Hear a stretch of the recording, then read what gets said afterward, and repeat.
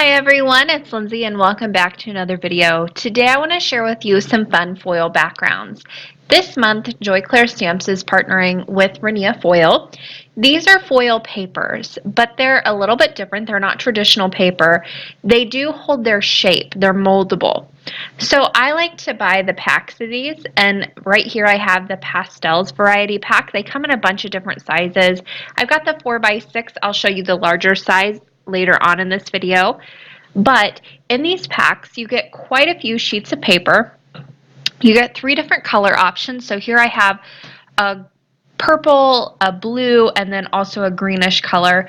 Now in this, you also get a star piece of foil, 2 of each color, and then you also get 2 plain foils with no embossing or anything on them.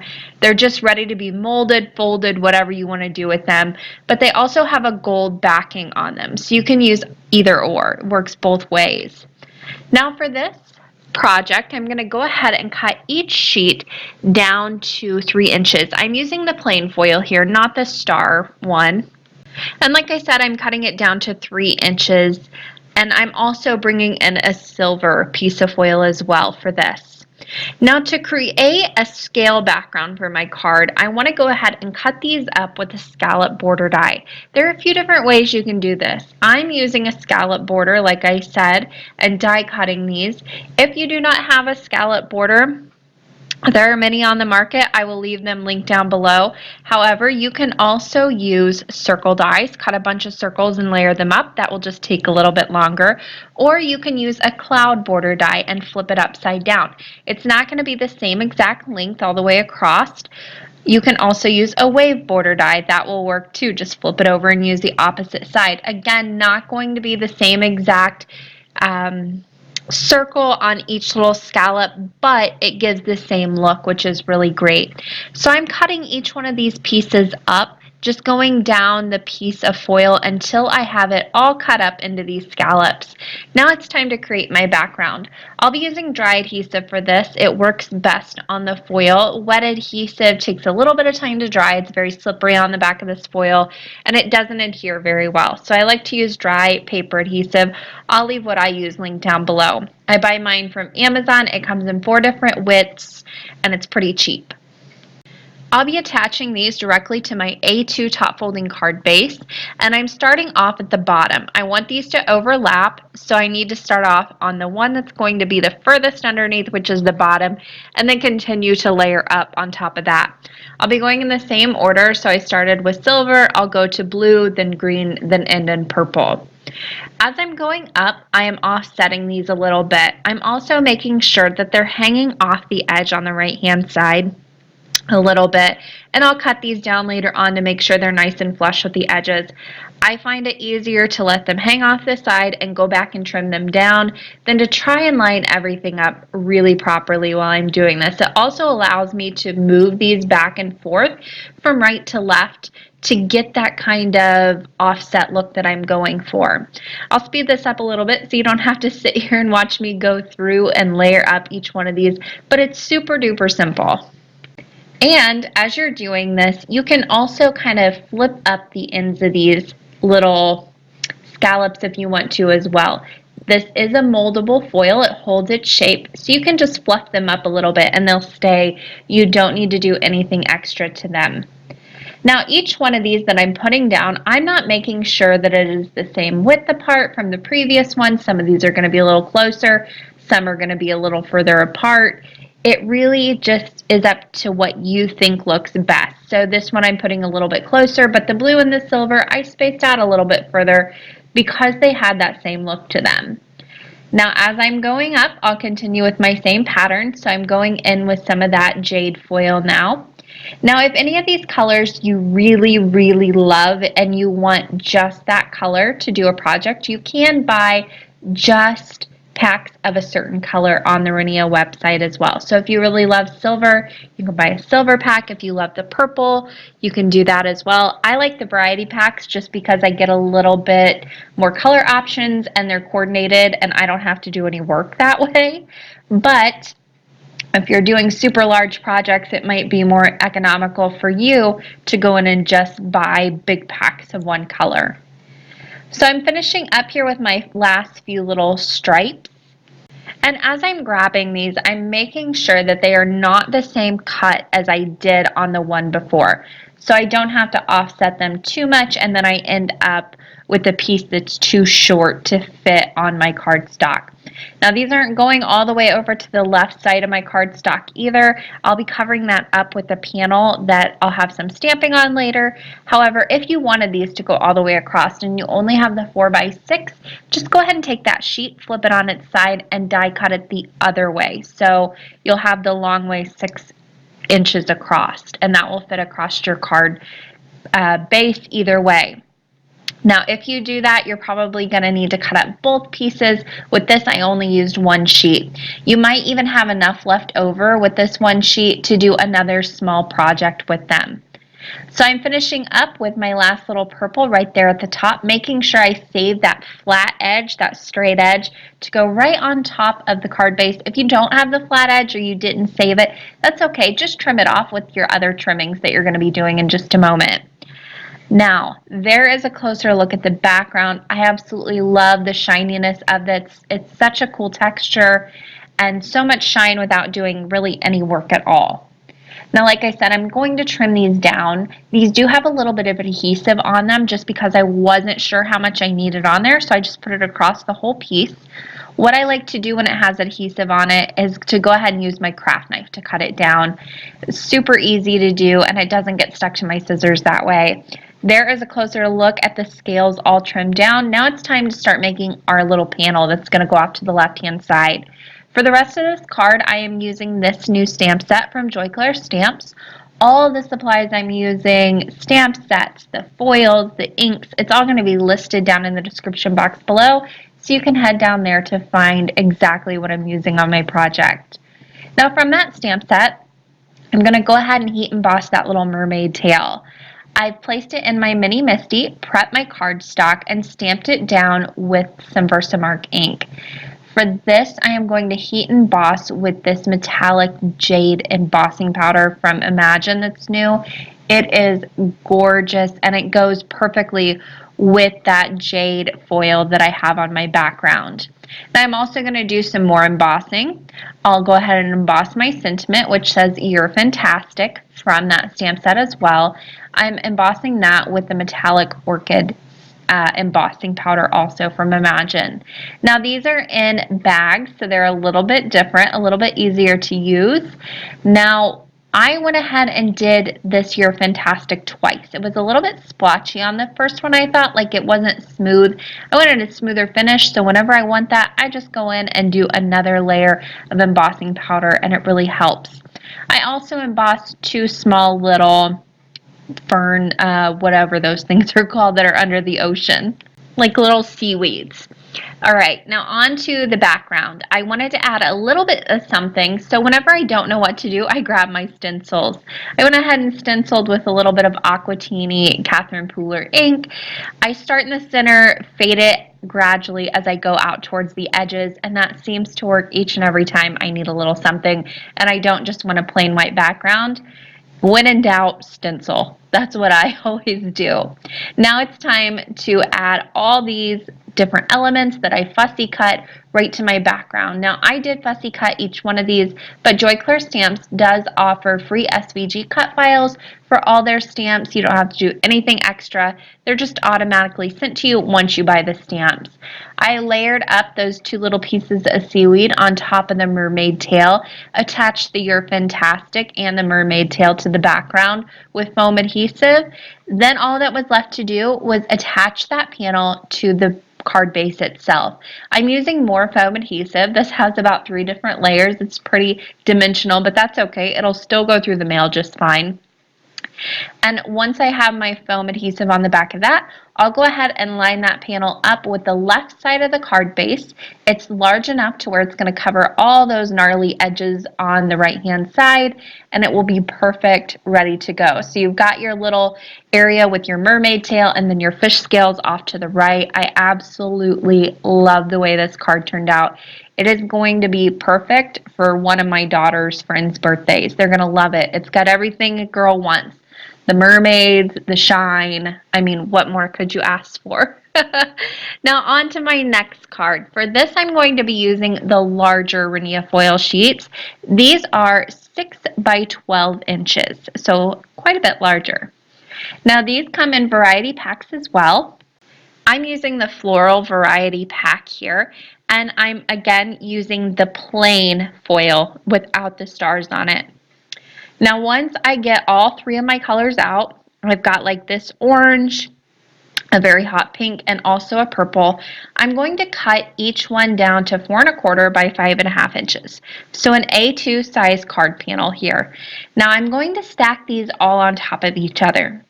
These are super thin and they cut like butter in any paper trimmer that you have. So I want to layer these up and cut these out and create a background with them.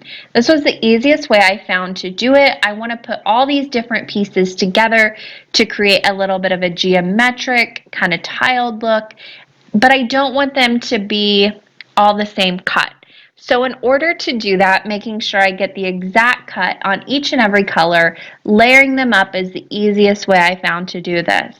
Again, these are super thin. They're going through my paper trimmer just fine. If you find that your paper trimmer kind of doesn't want to start off by cutting at the edge, go ahead and start with your blade in the middle of the foil and then just go up and down, and it cuts a little bit easier.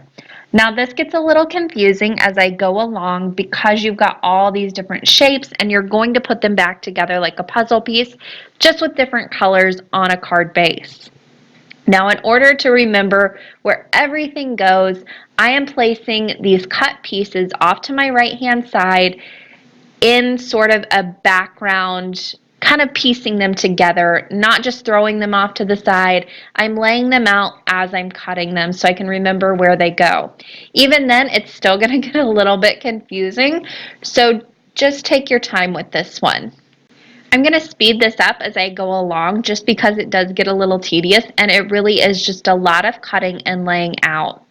Now for each one of these cuts, I made it a little bit different than the last, so no two is going to be the same. And as I'm doing this, I don't want to go so small that I end up with like a million pieces, but I also don't want them so big that I only ended up with like 5 or 6 pieces. So a nice medium-sized triangle is really what I'm going for here, but it can have more than 3 sides as well. It just is going to end up however it goes whenever you cut it. This is where it starts to get a little confusing. If at any time you lose track of where your piece goes, just take your piece of paper that you're cutting on over and piece everything around it to figure out exactly where you need those pieces to line up. Like I had placed one piece down wrong, that's okay. I took my paper back over, measured out where it needed to go, and then I could put it in the correct position on my little layout here. Now I'm almost finished cutting this up. I don't have too big of a piece yet, but again, as these get closer and closer and you're left with a smaller and smaller piece and you don't have any really deciding edge on this, it does get a little bit more confusing. So take your time, make sure you're laying everything out properly. It's going to help in the long run to figure it out now rather than when you're trying to piece this together. So just about done here. One more cut will do it, and I'm just going to cut this guy a little bit in half and piece those pieces in. Now it's time to prepare my background where all these pieces are going to fit onto. I'm using an A2 size card panel here. This is plain white cardstock and it's a thicker cardstock. Now onto that cardstock, I'm going to place some scrapbook.com adhesive. This comes in 8.5 by 11 sheets. You can buy it in 6 by 6. A lot of different companies make these. If you don't have sheets like this, you can also just take your paper adhesive and go ahead and place a lot of strips on it, making sure they connect and just fill your paper up with the adhesive strips that way. I find this much easier to lay it out on my cardstock in one big sheet. Then I can just tear up a corner as I need to. I do not take the whole background or the whole backing sheet off at once. Now for this, I find it easiest to start in corners. I would actually, once I've done this, I would actually advise to do all 4 corners first and then work your way in from there. At some point, if you mess up, that's okay. You can try and peel it up. The scrapbook.com adhesive is super sticky though, so that wasn't happening for me when I messed up. But I'll show you how to fix it in just a moment once I get towards the end of this. Now, as I'm laying these out, I'm only peeling up enough of the backing paper as I need to lay down each piece. This is super sticky adhesive. You don't want to ruin the adhesive and then have to add more or find a different way to glue these down. But you also don't want this to get stuck to all your little pieces off to the side there. Now here's where the 3 different colors come into play. I am switching this up and adding all the different colors to this background. So the purple, the pink, and the orange, just kind of switching it up, making sure that not too many of the same color are next to each other. I am creating only one background with this. However, because you cut 3 pieces of this foil, you can get 3 cards in one out of this. If you're going to take the time to do it, you might as well get the most use out of it. So you can cover 3 different panels and go ahead and place these all in at one time. Now here's where I started going towards the center, and I really should have done the 4 corners. You see that orange piece I just put down? It's not in the right spot, and that really threw me off. I'll show you at the end how I fixed this because I could not get it up. This scrapbook.com adhesive is just too good, but you can fix it, so don't throw it out. And what I would suggest doing if you're doing more than one panel, go ahead and put one together. Make sure everything's right. Then you have a little bit of a guide like you would when you're putting a puzzle together. You have a bit of a picture of how it's all supposed to go together in the end, so you can just look at that as a reference. Now again, I figured out a little late in the game that you should really just start with the 4 corners and work your way in from the outside and fit all together. I should have known after doing years of puzzles, but learn from my mistakes. Start with your 4 corners, start with the outside edges, work your way in from there. It really is so much easier to do it that way and fit everything into exactly the right space. I'll continue to just put these little pieces into place. Some of these are going to have a few that are the same color next to each other. That's okay. If you want to avoid that, mix in a few more colors. Then you can get more card panels out of this if you wanted to, or you can just have a really, really fun background. I think it would be fun to do a rainbow like this on the background as well.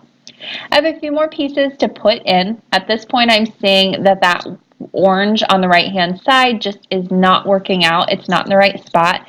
That's okay. I will fix it, I promise. And here's what we're going to do. So I grabbed another piece of foil.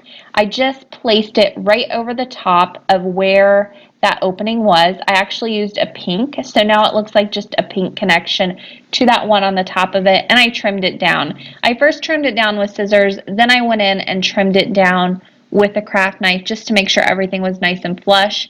However, if all else fails, cover it up with some stamps, which is essentially what I did. I did fix it to begin with, but it still just didn't look quite right, so I decided to add some stamps over it.